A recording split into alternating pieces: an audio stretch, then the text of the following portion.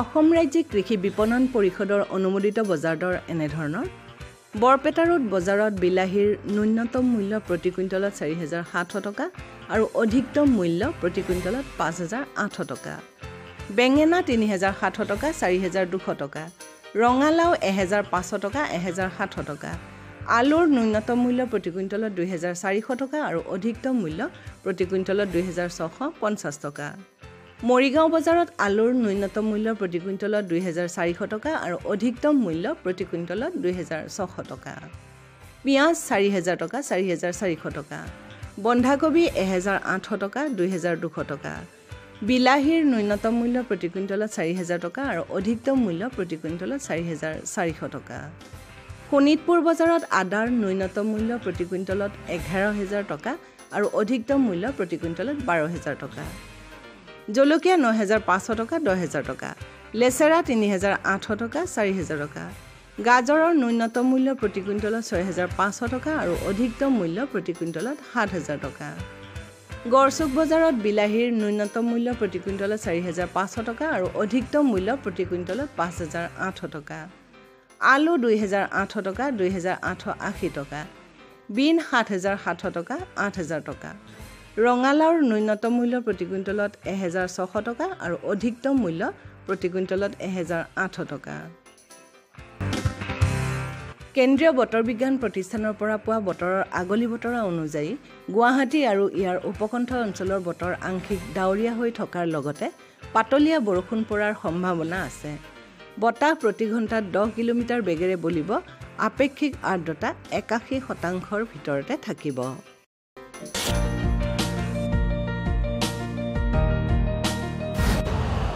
Urea का स्वदेशी उत्पादन 70 लाख टन बढ़ाने के लिए 6 उर्वरक संयंत्रों का उद्धार किया जा रहा है FCIL के गोरखपुर सिंदरी तलचर और रामागुंडम संयंत्र HFCL की बरौनी इकाई और BVFCL की नामरू फोर्थ सोने पर सुहागा ये है कि देश में अब बनेगा सिर्फ नीम लेपित यूरिया क्योंकि इससे होगा किसानों का फायदा ही फायदा अनाज का उत्पादन 10% तक बढ़ेगा बढ़ेगी 10 से 15% नाइट्रोजन क्षमता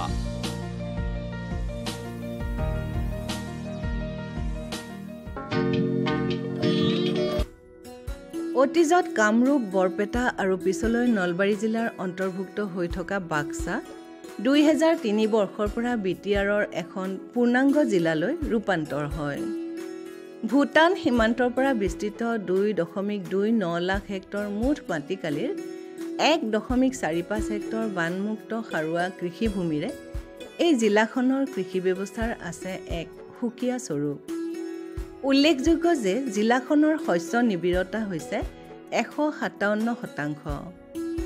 বাক্সা জিলাৰ প্ৰধান খেতি হৈছে শালি ধান। প্ৰায় 51 হেক্টৰ মাটিকালি সামৰি কৰা ভিন্ন জাতৰ শালি ধানৰ উল্লেখনীয় দিশটো হৈছে আগতীয়াকৈ অৰ্থাৎ আহাৰ মাহতে ৰোপণ কাৰ্য শেষ হোৱা। আগতীয়াকৈ কৰা শালি ধানৰ বিশেষ সুবিধা এই যে একেডৰা মাটিত বছৰি অন্তত দুটা খেতি কৰাটো সম্ভৱ হৈ উঠে। পিছে দুখৰ কথা যে বাক্সা জিলাত এতিয়াও লাখ লাখ বিঘা মাটিত বছৰি মাত্ৰ এটা খেতি কৰি বছৰটোৰ বাকি চোৱা সময় চন পৰি থাকে। ভূমি সম্পত্তিৰ উচিত ব্যৱহাৰ অবিহনে যে কৃষক পৰিয়াল একোটাৰ আৰ্থিক উন্নয়ন সম্ভৱ নহয় সেই সম্পৰ্কে কৃষকসকলক সজাগ কৰিবলৈ বিভিন্ন পক্ষৰ পৰা কৰি অহা হৈছে অহৰহ চেষ্টা। জিলা কৃষি বিভাগ কৃষি বিজ্ঞান কেন্দ্ৰ আৰু বিটিআৰ প্ৰশাসনে জিলাখনৰ কৃষক ৰাইজৰ মংগলাৰ্থে হাতত লৈছে কিছু পদক্ষেপ। উল্লেখযোগ্য যে বাক্সা জিলাত মহিলা আত্মসহায়ক গোটসমূহ যথেষ্ট সক্ৰিয়। মহিলাসকলে ব্যক্তিগতভাৱে হওক বা গোটৰ মাধ্যমতে হওক বহুমুখী কৃষিকৰ্ম হাতত লোৱা দেখা যায়। তাৰ ভিতৰত হৈছে প্ৰতিটো পৰিয়ালত বিদ্যমান গাহৰি কুকুৰা হাঁহ ছাগলী বয়ন আৰু খেতি-বাতি। বাক্সা জিলাৰ জনজাতীয় মহিলাসকলে হাতত লোৱা কামৰ আভাস ল'বলৈ লগ ধৰাত কেইগৰাকীমান মহিলাই কোৱা কামৰ নমুনা এনেধৰণৰ। এয়া আমি পাইছোঁ বৰমা মহখলি গাঁৱৰ কিছু সংখ্যক মহিলা কৃষক তেওঁলোকে এতিয়া শালি ধানৰ খেতি ৰোৱাত ব্যস্ত আছে বাইদেউ আপোনাৰ নামটো কি মোৰ নাম বিনীতা ৰামচিয়াৰী বিনীতা ৰামচিয়াৰী গতিকে আপোনাৰ কিবা এনেকৈ গোট নিজাকে কৰে নে গোট আছে আপোনালোকৰ গোটো আছে নিজাও কৰোঁ নিজাও কৰে গোটো আছে আপোনালোকৰ কেইবিঘা মাটি আছে আমাৰ 7 বিঘা আছে 7 বিঘা ধান ইতিমধ্যে ৰোৱা হ'ল নে ৰুই আছে ৰোৱা হোৱা নাই ৰুই আছে কি ধানৰ খেতি ৰুইছে এতিয়া ৰঞ্জিত ধানৰ খেতি কৰে নে বেলেগ ধানৰ খেতি কৰে ৰঞ্জিত ধানে আৰু গোটটোৰ কি নাম চৌৰাংশী গোটত কিমান মহিলা আছে আমি 12 গৰাকী মহিলা আছে তেওঁলোকে মাজে মাজে বহে আৰু কি কাম কৰে এনে গাহৰি পালন মুৰ্গী পালন আৰু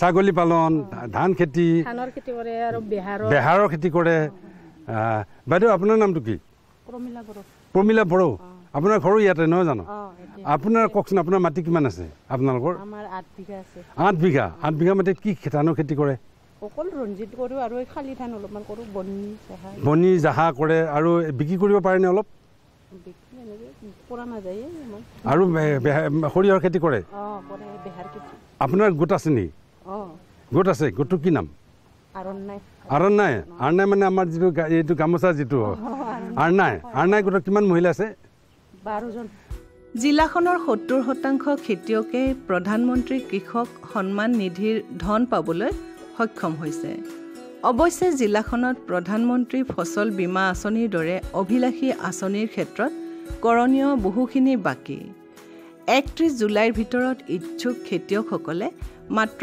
100 টকা জমা দি ফচল বীমাৰ সুবিধা গ্ৰহণ কৰাৰ সময় এতিয়াও আছে এনেবোৰ দিশ সামৰি আৰু বাক্সা জিলাৰ কৃষি ক্ষেত্ৰৰ এক আভাস পাবলৈ আমি লগ ধৰিছিলোঁ জিলাখনৰ সহকাৰী কৃষি সঞ্চালক মুনীন্দ্ৰ শৰ্মাক শ্ৰী শৰ্মাই আমাক এইবোৰ দিশ সামৰি এনেদৰে কয় বাক্সা জিলাখন বেচিকেলি ধানৰ মুখ্য খেতিটো ধানৰ পিছতে বাক্সা জিলাখন অতিকৈ আগবঢ়া আমাৰ হৰ্টিকালচাৰ ক্ৰপছৰ কাৰণে উদ্যান শস্যৰ ক্ষেত্ৰত বাক্সা জিলা খুবেই সুইটেবল ইয়াত বানপানীৰ প্ৰভাৱ খুব কম বানপানী নাহে বাক্সা জিলাত আমাৰ 68,000 হেক্টৰ নেট ক্ৰপ এৰিয়া আছে আউট অফ 68,000 হেক্টৰ আমাৰ 51,000 হেক্টৰত আমাৰ ধানটো হয় শালি ধানটো আৰু বাকী এৰিয়াবিলাকত আমাৰ মেক্সিমাম ভেজিটেবল ক্ৰপছ আৰু ফ্ৰুইট ক্ৰপছৰ ডিমাণ্ড আছে এতিয়া আমি বিভাগৰ ফালৰ পৰা বাক্সা জিলাত ট্ৰাষ্টটো দি আছোঁ কেনেকৈ পাৰি ৰাইচ ফেলো এৰিয়াটো কভাৰ কৰাৰ কাৰণে আমাৰ ৰাইচ ফেলো এৰিয়া অলমষ্ট 70% ফেলো হৈ থাকে 30% এৰিয়াহে কভাৰ হয় মাষ্টাৰ্ড বা আন ৰাবি ক্ৰপছৰ দ্বাৰা গতিকে আমি সেইখিনি কেনেকৈ কভাৰ কৰিব পাৰি সেইটোৰ কাৰণে আমি যত্ন কৰি আছোঁ আৰু এতিয়া মানুহেও অকণমান মানুহখিনিক মটিভেট কৰাৰ পিছত বুজি পাইছে গতিকে আমি ৰাইচ ফেলো এৰিয়াটো কভাৰ কৰাৰ কাৰণে মেইনলি মাষ্টাৰ্ড তাৰপিছতে আমি মেইজৰ ওপৰত খুব ট্ৰাষ্ট দিছোঁ মেইজ আৰু আন ভেজিটেবল ক্ৰপছৰ দ্বাৰা কভাৰ হৈ আছে নেক্সট বাক্সা জিলাত নতুনকৈ খুব ভাল ধৰণে ডেভেলপ হৈছে মিলেট ক্ৰপছ ইয়াত ফক্সটেল মিলেট আৰু ফিংগাৰ মিলেট অতিকে জনপ্ৰিয় হৈ উঠিছে মানুহখিনিয়ে কৰিছে প্ৰধান সমস্যাটো হৈছে মিলেট ক্ৰপছৰ আমি ডিএস্কিং মেচিনখিনি পোৱা নাই ডিএস্কিং মেচিন মানুহৰ মাজত নাই আৰু মাৰ্কেটখনৰ অসুবিধা এটা আছে প্ৰাইম মিনিষ্টাৰ ফচল বীমা যোজনা সম্পৰ্কে আমি যথেষ্টখিনি সজাগতা শিবিৰ কৰিছোঁ মাইকিং পৰ্যন্ত কৰিছোঁ মাৰ্কেট প্লেচবিলাকত জনাইছোঁ আমাৰ যিবিলাক ফিল্ড ফাংচনাৰী আছে তেখেতসকলৰ দ্বাৰা আমি জনাইছোঁ অফিচ পাতিত বা আন মিটিংবিলাকতো আমি সভা সমিতিবিলাকতো প্ৰাইম মিনিষ্টাৰৰ এৱাৰনেছ PMFBY এৱাৰনেছ দি আহিছোঁ এতিয়া আমাৰ শালি ধানৰ কাৰণে খাৰিফ ছিজনটোৰ কাৰণে আমাৰ লাষ্ট টাইম হৈছে 31 জুলাই গতিকে 31 জুলাইৰ ভিতৰত আমি আমাৰ টাৰ্গেট আছিলে 16,000 ইনক্লুডিং তামোলপুৰখন নতুনকৈ ডিষ্ট্ৰিক্ট হৈ গৈছে ইয়াৰ পৰা ছেপাৰেট হৈ বাস্কাৰ পৰা গতিকে আমি তামোলপুৰক লৈ 16,000টো আমি কৰিবলৈ ট্ৰাই কৰি আছোঁ এতিয়ালৈকে আমাৰ 16,000 হোৱা নাই অলমষ্ট 50% হৈছে কিন্তু বাকীখিনি আমি এই 15 দিনত কৰিব পাৰিম বুলি আমাৰ বিশ্বাস আমি বিভিন্ন মানে মেচিনাৰী ইউজ কৰিছোঁ আমি NGOকো লগাইছোঁ FPCকো লগাইছোঁ আমাৰ ফিল্ড ফাংচনাৰীজখিনিও আছে গতিকে চবেই হেল্প কৰিছে ইনচিয়ৰ কোম্পানীও আমাক হেল্প কৰি আছে তাৰ মাজত আমি 100% চিচুৱেশ্যন কৰিব পাৰিম বুলি 15 দিনৰ ভিতৰত আমাৰ বিশ্বাস আছে প্ৰধানমন্ত্ৰী ফচল বীমা যোজনাই বতৰৰ অনিশ্চয়তাৰ সৈতে জড়িত ক্ষতি শংকা কম কৰি পৰিশ্ৰমী কৃষক ভাই ভনীৰ আৰ্থিক হিত ৰক্ষা কৰাত একেৰাহে গুৰুত্বপূৰ্ণ ভূমিকা পালন কৰি আহিছে। এই কৃষক হিতৈষী বীমাৰ লাভ কোটি কোটি কৃষকে পাব ধৰিছে। এয়া হৈছে আমাৰ দেশৰ মাননীয় প্ৰধানমন্ত্ৰী নৰেন্দ্ৰ মোদী ডাঙৰীয়াৰ কৃষকসকললৈ এক বাৰ্তা। বিগত 4 বছৰত আমাৰ দেশৰ 62 কোটিৰো বেছি কৃষকৰ পৰা পোৱা আবেদনৰ ভিত্তিত 19.67 কোটিৰো বেছি কৃষকৰ আবেদনলৈ ফচলৰ ক্ষতিপূৰণৰ ধন বিতৰণ কৰা হয়। উল্লেখ্য যে এই সময়ছোৱাত 1.60 লাখ কোটিৰো বেছি বীমা দাবীৰ ধন পৰিশোধ কৰা হয়। অসমতো বিগত কেইটামান বছৰত ফচল বীমা যোজনাৰ সুবিধা বহু সংখ্যক খেতিয়কে লাভ কৰিবলৈ সক্ষম হৈছে। উল্লেখ্য যে ৰাজ্যখনৰ প্ৰধান খেতি শালি ধানৰ বাবে শস্য বীমাৰ আবেদনৰ অন্তিম সময় হৈছে 31 জুলাই। বানপানী, খৰাং নতুবা যিকোনো প্ৰাকৃতিক দুৰ্যোগৰ ফলত হ'ব পৰা ক্ষয় ক্ষতিৰ বিনিময়ত ফচল বীমাৰ সুবিধা পাবলৈ খেতিয়কসকলে কি কৰিব লাগিব সেই সম্পৰ্কে কৃষি সম্প্ৰসাৰণ সহায়ক বুবুল মজুমদাৰে এনেদৰে কয়। 8 খেতিয়কৰ ভিতৰত হয় স্যাৰ ইয়াতে প্ৰায় কিমান খেতিয়কে পিএম কিষাণ পাইছে বাৰু? ইয়াতে 8 খেতিয়কৰ ভিতৰত 500 ওপৰত হয় স্যাৰ।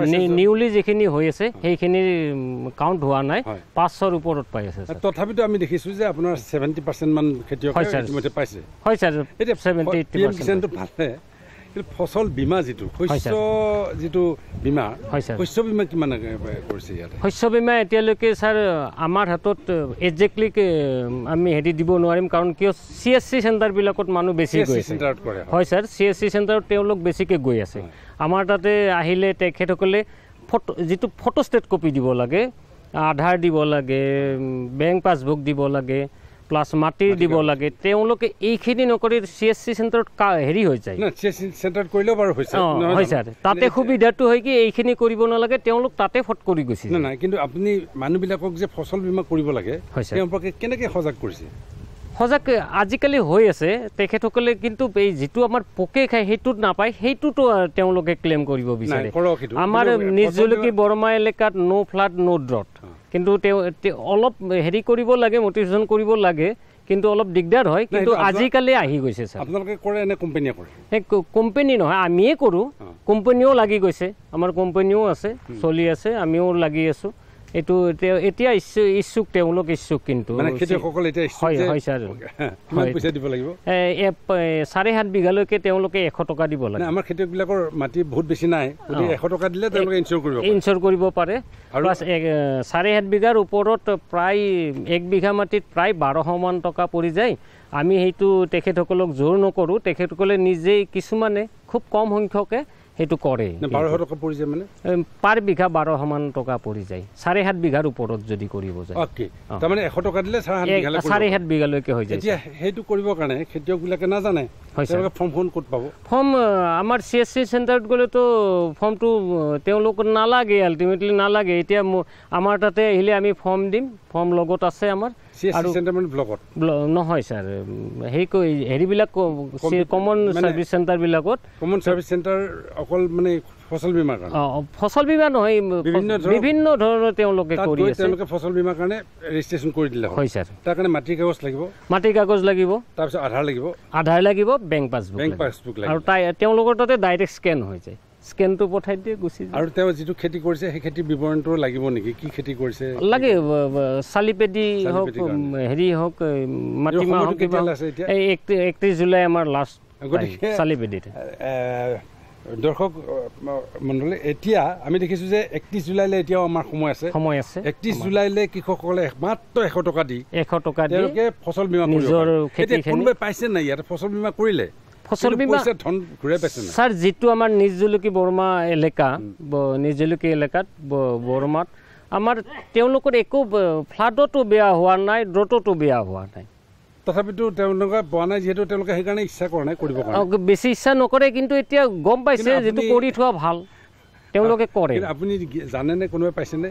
নাই ছাৰ পোৱা নাই ইয়াত নহয় বেলেগত পাইছে বেলেগত পাই আছে আমাৰ যিটো মোৰ এৰিয়া ইয়াতে কোনো ক্লেমেই হোৱা নাই ক্লেম হোৱা নাই কাৰণে পোৱা নাই কিন্তু বেলেগত পাইছে ছাৰ মানে 100 টকা জমা দি তেওঁলোকে ইনস্যুৰেন্সটো ক্লেম পাইছে হয় গতিকে কৃষকসকলে এইটো কৰিব লাগে নহয় জানো ভূটানৰ সীমামূৰীয়া জিলা তথা তুলনামূলকভাৱে ওখ আৰু এঢলীয়া মাটি হোৱা হেতুকে জিলাখনৰ কৃষিভূমি স্বাভাৱিকতে উৰ্বৰ কৃষিভূমিৰ উৰ্বৰতা সাধাৰণতে নিৰ্ভৰ কৰে মাটিত থকা জৈৱিক কাৰ্বন আৰু অণুজীৱৰ ওপৰত শেহতীয়াভাৱে জলবায়ু পৰিৱৰ্তনে কৃষি ক্ষেত্ৰলৈ যি প্ৰত্যাহ্বান আনিছে এই ক্ষেত্ৰটো মোকাবিলা কৰিবলৈ কৃষিভূমিৰ জৈৱিক কাৰ্বনে অভূতপূৰ্ব প্ৰভাৱ পেলায় উল্লেখ্য যে ৰাজ্যিক কৃষি বিভাগে ৰাজ্যখনৰ প্ৰতিগৰাকী কৃষকলৈ ভূমি স্বাস্থ্যপত্ৰ বা সইল হেল্থ কাৰ্ড প্ৰৱৰ্তনৰ লক্ষ্য স্থিৰ কৰিছে আমাৰ ৰাজ্যখনত থকা 23টাকৈ ভূমি পৰীক্ষাগাৰত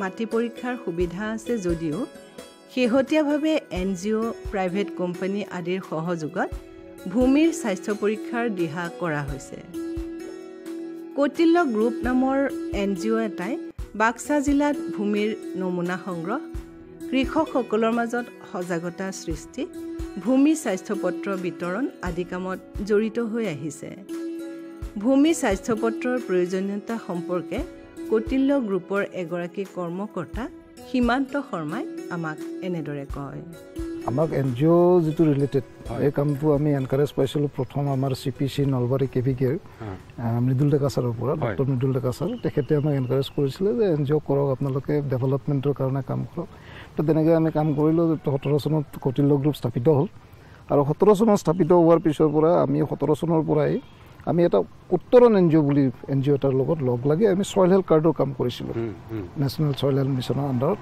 তাৰপিছত আমি 2020-21 আমি নিজাকৈও কাম কৰিলোঁ কিছু আমাৰ কৌটিল্য গ্ৰুপৰ নামতে তাৰপিছত এতিয়াও আমি অক্টোপাছ বুলি এটা কোম্পানীৰ লগত গুজৰাট বেছ কোম্পানী এটাৰ লগত টাই আপ হৈ পেলাই আমি এণ্টায়াৰ বাস্কা district Nalbari district rural Kamrup rural এই তিনিখন ডিষ্ট্ৰিক্টত আমি সইল হেল্থ কাৰ্ডৰ কাম কৰি আছোঁ এতিয়া তাৰমানে বেচিকেলি আপোনালোকে এগ্ৰিকালচাৰ সেক্টৰত কাম এগ্ৰিকালচাৰ সেক্টৰ এনভাইৰনমেণ্ট আৰু আমাৰ ৰুৰেল ইকনমিক ডেভেলপমেণ্টৰ ওপৰত আমি কাম কৰি আছোঁ গুৰুত্বপূৰ্ণ ক্ষেত্ৰ বাছি লৈছে এক নম্বৰ হ'ল এনভাইৰনমেণ্ট এগ্ৰিকালচাৰ আৰু ৰুৰেল ইকনমিক ডেভেলপমেণ্ট লাইভলিহুড এতিয়া মোক এটা কথা কওকচোন আপোনালোকে তাৰ ভিতৰতো ডাঙৰ সমস্যাটো বাছি লৈছে আপোনালোকে ভূমি স্বাস্থ্য সইল হেল্থ হয় এই সইল হেল্থৰ লগত আসলে সইল হেল্থৰ ইম্পৰ্টেন্সটো কি আছে মাটিৰ ভূমি স্বাস্থ্যৰ কাৰণে কিয় চিন্তা কৰিব লাগে মানুহৰ স্বাস্থ্যৰ কাৰণে ইমান চিন্তা নকৰে মানে ভূমিৰ স্বাস্থ্যৰ কাৰণে ইমান কিয় চিন্তা কৰে ভূমিৰ স্বাস্থ্য যদি চিন্তা কৰিবলগীয়া হয় এইটো এটা গ্লোবেল ৰিজন এইটো মানে কি আমাৰ বা এটা ফেমিলি বা এটা এখন ষ্টেট বা এখন কাণ্ট্ৰি বা এখন এনেকুৱা নহয় গোটেই ইউনিভাৰ্চিটিৰ কাৰণে ভূমি স্বাস্থ্যটো ইম্পৰ্টেণ্ট তো এইটো যদি চাব যাওঁ আমি যে একচুৱেলি কি হয় আমাৰ পঞ্চভূত যিটো কয় যে আমাৰ যিটো ধৰ্মীয় শব্দ ক'ব গ'লেও পঞ্চভূতটোত আমাৰ ভূমিটো জড়িত হৈ থাকে তো এই পঞ্চভূতত যদি আমি বায়ু আকাশ অগ্নি পানী মাটি এনেকৈ যিটো পঞ্চভূতত মাটিটো এটা আছে তো আমি পঞ্চভূতত বিলীন হৈ থাকোঁ প্ৰত্যেক মানুহটোৱে পঞ্চভূতত মিলীন হৈ থাকে মানে জীৱিত অৱস্থাও পঞ্চভূত লাগে মৃত হ'লেও পঞ্চভূত লাগে তো সেই অৱস্থাত আমি মাটিখিনি ভালকৈ ৰাখিব লাগিব তো মাটিখিনি ভালকৈ ৰাখিবলৈ যেনেকৈ দেহৰ যেনেকৈ টেষ্ট কৰিবলগীয়া হয় সময়ে সময়ে মাটিৰো টেষ্ট কৰাটো অত্যন্ত জৰুৰী তো বাহিৰৰ দেশততো আগৰ পৰা এইটো হৈ আছিলে বা অল অভাৰ ইণ্ডিয়াতো আমাৰ চাব যদি যাওঁ ধৰক মহাৰাষ্ট্ৰত মই আগত দেখিছিলোঁ আমাৰ নেশ্যনেল সইল হেল্থ মিছন হোৱাৰ আগতো মানে টেষ্টিং লেবৰেটৰী বহুত দেখিছিলোঁ তাত মই মহাৰাষ্ট্ৰত গৈছিলোঁ আছিলোঁ তাত বা মই হাৰিয়ানা পঞ্জাৱ এইবিলাকত সইল লেব দেখিছিলোঁ মই তাত কিন্তু আমাৰ ইয়াত সিমান বেছি ডেভেলপ হোৱা নাছিলে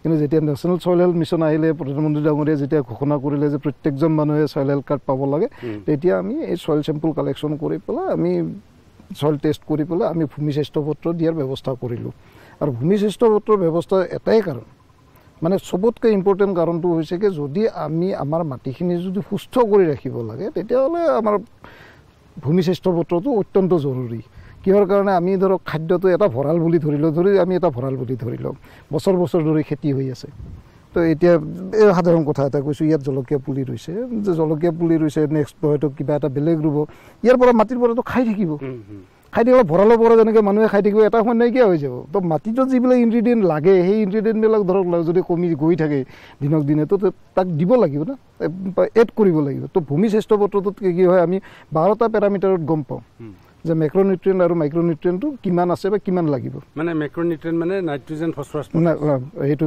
NPK আৰু মাইক্ৰনিউট্ৰিয়েণ্ট আপোনাৰ 15টা যিবিলাক আছে এইবিলাক আমি এইটোত কম পাম ভূমি স্বাস্থ্য পত্ৰটোত। আৰু তেতিয়া আমি সেই হিচাপে আমাৰ ধৰক যিবিলাক টেকনিচিয়ান আছে ধৰক আমাৰ এগ্ৰিকালচাৰ ডিপাৰ্টমেণ্টৰ যিবিলাক ধৰক ডাঙৰ অফিচাৰ যিখিনি আছে ছিনিয়ৰ অফিচাৰ যিখিনি আছে তেখেতসকলে ধুনীয়াকৈ গম পায় যে ইমান পৰিমাণে থাকিলে সেই খেতিটোৰ কাৰণে কিমান পৰিমাণে দিব লাগিব। তেতিয়া দুটা লাভ হয়, এটা হয় মাটিটোৰ গুণাগুণটো ঠিকে থাকে আৰু দ্বিতীয়তে এটা হয় কি ফাৰ্মাৰৰ যিখিনি ৱেষ্টেজ খৰচ যিটো সেইটো কমি যায়। ধৰক এতিয়া আমি অযথা মানে কি হয় এতিয়াতো বেছিভাগ ফাৰ্মাৰে গৈ পেলাই সাৰ কিনি আনে আপোনাৰ দোকানৰ পৰা কিনি আনে, দোকানীৰ যিটো ষ্টক আছে সেই হিচাপে দি দিয়ে যে সৰিয়হ খেতি কৰিলে কিমান লাগিব তাত যদি ছুপাৰ বেছি গৈ আছে ছুপাৰ বেছি গৈ লাগে বুলি কৈ দি দিব, ইউৰিয়া বেছি গৈ লাগে বুলি কৈ দি দিব। কাৰ্ডখন যদি থাকে তেতিয়াহ'লে এইখন লৈ যাব এগ্ৰিকালচাৰ ডিপাৰ্টমেণ্টত যাব, কেভিকেট যাব, কি মোক সাৰ লাগিব কিমানখিনি লাগিব মোৰ মাটিৰ ৰিপৰ্ট এইটো।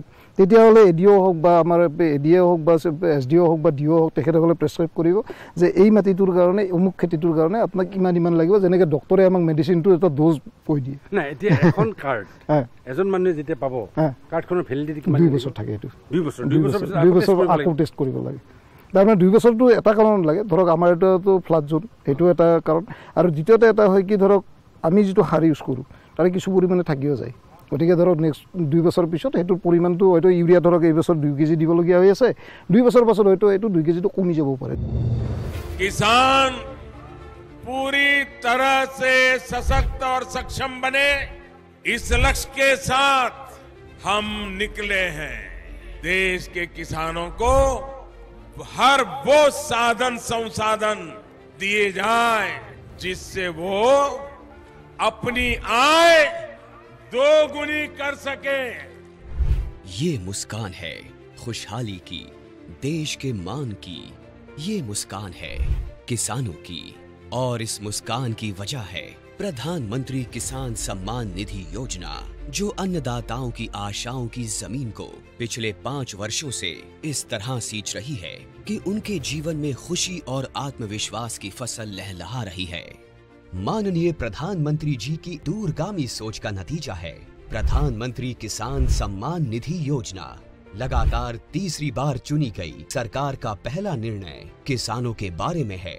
माननीय प्रधानमंत्री द्वारा PM किसान योजना की 17वीं किस्त की फाइल पर किया गया हस्ताक्षर मेहनतकश अन्नदाताओं के प्रति सरकार की प्रतिबद्धता को दर्शाता है। विश्व की सबसे बड़ी डायरेक्ट बेनिफिट ट्रांसफर योजनाओं में से एक प्रधानमंत्री किसान सम्मान निधि योजना में एक पारदर्शी प्रक्रिया के तहत सभी किसान परिवारों को 2000 रुपए की 3 समान किस्तों के माध्यम से कुल 6000 रुपए दिए जाते हैं। अब तक 16 किस्तों द्वारा 11 करोड़ से अधिक PM किसान लाभार्थियों को 3.04 लाख करोड़ रुपए से अधिक की धनराशि डायरेक्टली उनके अकाउंट में ट्रांसफर की जा चुकी है। प्रधानमंत्री किसान सम्मान निधि के तहत सालाना 6000 की किस्तें मिलती हैं। यह हमारे लिए एक वरदान साबित हुई। प्रधानमंत्री किसान योजना पंजीकृत होला परे ता परठारु आज पर्यंत 32,000 टंका पाइछि। इस योजना से किसानों के साथ समग्र कृषि का जीर्णोद्धार हुआ है। देश के माननीय प्रधानमंत्री श्री नरेंद्र मोदी जी के विजन के तहत इस योजना को किसान केंद्रित डिजिटल बुनियादी ढांचा में तब्दील किया गया है, जिसमें बिना किसी बिचौलिए के किसानों को सीधे किस्तों का भुगतान किया जाता है। केंद्र सरकार के संकल्प को डिजिटल इंडिया से जोड़ते हुए ये योजना मोबाइल ऐप, eKYC प्रक्रिया, मोबाइल ऐप से फेस ऑथेंटिकेशन और नो योर स्टेटस मॉड्यूल की सुविधा प्रदान करती है, जिससे किसान इस योजना से जुड़ी कोई भी जानकारी सीधे प्राप्त कर सकते हैं। किसानों के जीवन को और आसान बनाने के लिए AI चैटबॉट किसान ई-मित्र बेहतर कल का एक नया आगाज है। किसान ई-मित्र AI चैटबॉट एक सच्चे दोस्त की भूमिका निभाते हुए योजना से जुड़ी सारी जानकारी चयनित भाषा में मुहैया कराता है। PM किसान की 17वीं किस्त के रूप में आज माननीय प्रधानमंत्री द्वारा 9.26 करोड़ से अधिक पात्र किसानों को 20,000 करोड़ रुपए की धनराशि सीधे उनके बैंक खातों में ट्रांसफर की जा चुकी है। केंद्र सरकार की एक और अहम पहल है कृषि सखी, जो ज्ञान और महिला सशक्तिकरण का अद्भुत संगम है। कृषि सखी अभियान द्वारा गांव की महिलाओं को पारंपरिक कृषि प्रथाओं से लेकर नवीन तकनीकों के बारे में प्रशिक्षण दिया जाता है, जो महिला किसानों को आर्थिक व सामाजिक रूप से मजबूत बनाता है।